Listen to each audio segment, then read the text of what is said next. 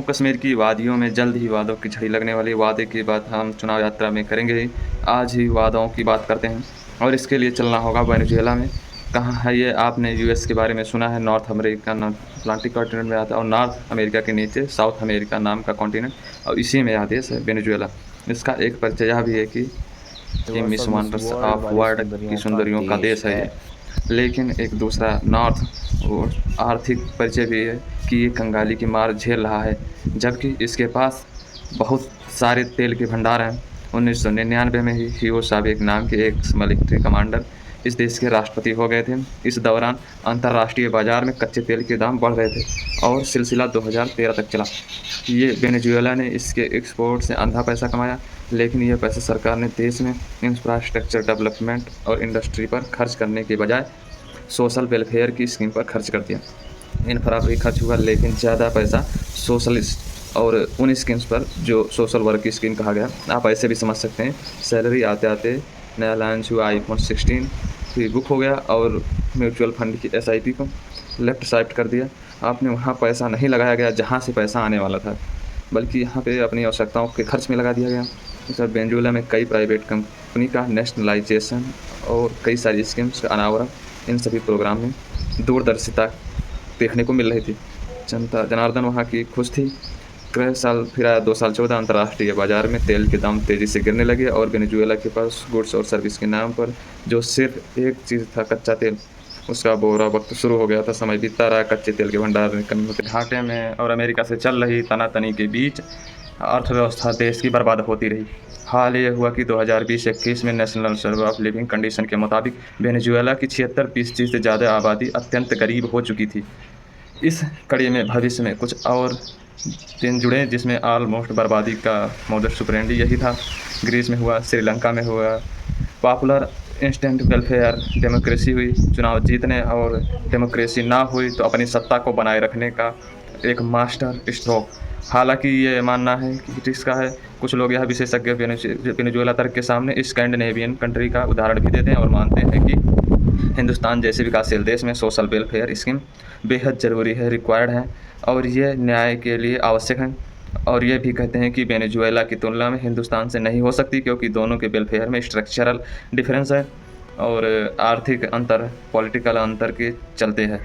सवाल तो एक और भी है कि कहाँ पर वेलफेयर स्कीम की हद ख़त्म होती है और कहाँ से उन्हें हम सीधे कहना शुरू करेंगे। आज आसान भाषा में आपको बताते हैं, जिसमें हम आपको समझाएंगे कि सोशल वेलफेयर स्कीम के चलते देश के कई राज्य कर्ज में डूब रहे हैं। फिजिकल स्टूडेंट्स एंड वित्त के अनुसार, सन डिबेट के अनुसार उसमें सही कौन है और उसमें कौन गलत किया और हिंदुस्तान के जैसे इसमें क्या अप्रोच रखना चाहिए, मैं आपको अभी बताते रहते हैं। अर्थव्यवस्था का हाल समझने के लिए कुछ इंडिकेटर और इन्हीं के जरिए हम प्रदेशों की अर्थव्यवस्था का हाल समझेंगे।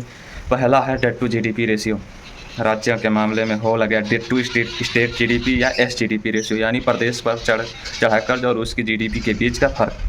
SGDP यानी एक निश्चित समय वर्ष तिमाही में उस देश में कितने प्रोडक्ट सर्विसेज का निर्माण हुआ। जैसे देश की GDP होती है वैसे स्टेट की GDP होती है SGDP। उसके मुकाबले सरकार ने, वहाँ की उस सूबे की सरकार ने कितना कर्ज लिया है, वो हो गया डेट टू GDP या SGDP रेशियो। ज़्यादा स्थितियों में कितना होना चाहिए? भारत सरकार ने पूर्व फाइनेंस सेक्रेटरी यानी के सिंह के नेतृत्व में कमेटी बनाई थी साल 2017 में, जिसकी रिपोर्ट आ गई। रिपोर्ट के मुताबिक राज्यों का डेट टू GDP रेशियो 20% होना चाहिए, यानी कि अगर GDP पर 100 रुपये हैं तो कर्ज 20 रुपये से ज़्यादा नहीं होना चाहिए। दूसरा इंडिकेटर है फेसिट। बजट रिलीज होने के विपक्ष के नेताओं का एक बयान हमेशा सामने आता है कि फिजिकल डेफिसिट से बड़ा है, देश के लिए चिंता का विषय है। फिजिकल डेफिसिट क्या है? टोटल खर्च और आमदनी के बीच का जो फर्क है वह फिजिकल डेफिसिट का फर्क है। इसे GDP के प्रतिशत में निकाला जाता है, यानी कि सिंह कमेटी के मुताबिक ये 2.5% से ज़्यादा नहीं होना चाहिए। हालांकि कोविड के बाद इसे बढ़ाया गया है, 3.5% किया गया है। अब इन्हीं इंडिकेटर के आधार पर कुछ राज्यों का हाल समझिए। पहला राज्य है हिमाचल प्रदेश। अनुमान है कि वित्त वर्ष 2024-25 में हिमाचल प्रदेश की GDP 2,27,000 करोड़ होकर रहेगी और सरकार पर कुल कर्ज है 96,000 करोड़। हिमाचल का डेट टू GDP रेशियो हुआ 42.5%, यानी MK सिंह कमेटी के निर्धारित लिमिट के 2 गुने से भी ज़्यादा। फिजिकल डेफिसिट की हम बात कर लें कि 2023-24 में हिमाचल प्रदेश का फिजिकल डेफिसिट 5.9% था और इस बार 2024-25 में इसके 4.7% होने का अनुमान है। अब सुनने में ये आंकड़ा बहुत छोटा लगता है फीसद में, पिछले साल से अब की तुलना में छोटा भी लगता है, लेकिन संख्या में कहेंगे कि यह 10,000 करोड़ रुपए से भी ज़्यादा, और अभी भी ये इंडिकेटर अपने थ्रेशोल्ड लिमिट से करीब दोगुना है।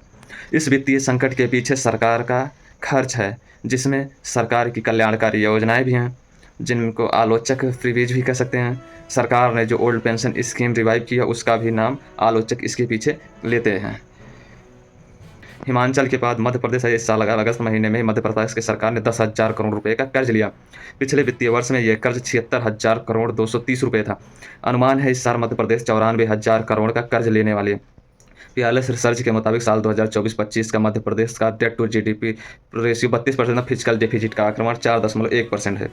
दोनों ही थ्रेशोल्ड से ज़्यादा हैं।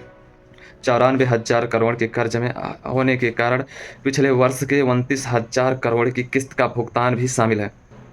तीसरा राज्य है पंजाब। पंजाब में 2022 में आम आदमी पार्टी की सरकार बनी।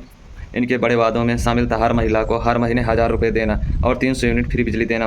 पंजाब सरकार की बैलेंस शीट पहले से ही गड़बड़ थी। आम आदमी पार्टी के आने से सरकार के 2023-24 में लगभग 3,050 करोड़ का कर्ज था, जो कि जीडीपी का लगभग 44% था। 23-24 में फिजिकल डेफिसिट 4.1% था। 24-25 में पंजाब सरकार ने 94,000 करोड़ का कर्ज लेने का फैसला लिया है, जिसमें 69,000 करोड़ पुराने कर्ज को चुकाने में खर्च किया जाएगा, और वह विविध स्कीम को लागू करने के लिए 17,000 करोड़ से भी ज़्यादा सरकार खर्च करेगा।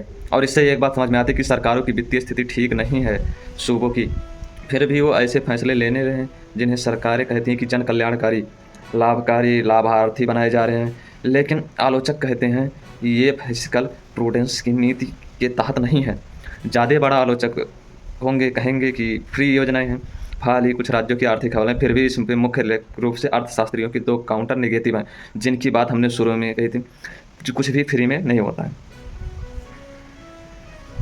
पहली तरह की वह अर्थशास्त्री हैं जो फ्री फीस को बिल्कुल गलत मानती हैं। यह शास्त्री इस टर्म का इस्तेमाल करते हैं फिजिकल प्रूडेंस। आसान भाषा में कहें कि घर में जितना है वह संभाल के खर्च किए गए, यानी कि देश की स्तर पर आप देखेंगे कि फिजिकल प्रूडेंस का मतलब होगा सरकारी खजाने का विवेक से इस्तेमाल किया जाना चाहिए, और ये कोई कुबेर का खजाना नहीं, इसलिए यह बहुत ज़रूरी है सरकार इस पैसे को सोच समझ कर खर्च करे, एक एक पैसा, ताकि लोगों पर टैक्स का बोझ कम पड़े और पैसे का वहाँ इस्तेमाल हो और जहाँ उसकी ज़रूरत है। हालांकि ज़रूरत के सवाल पर भी बहुत सारे सवाल हो जाते हैं।